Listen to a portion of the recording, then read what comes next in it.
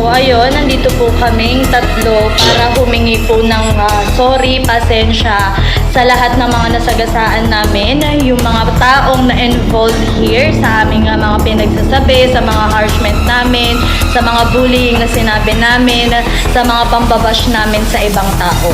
Which is, ito po yung naging lesson learned sa amin, especially kay Wear Sunscreen. Ayun, yung pinagtawanan, naging reaksyon at mga salitang hindi magaganda.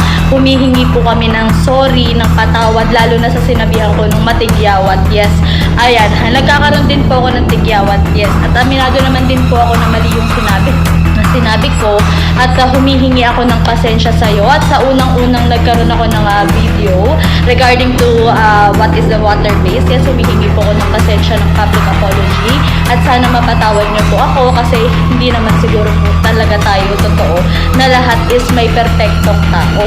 Yes, kaya po nandito kami, nagla-live ka na, nag-video kami para humingi ng sincerity sorry po sa inyo from our heart.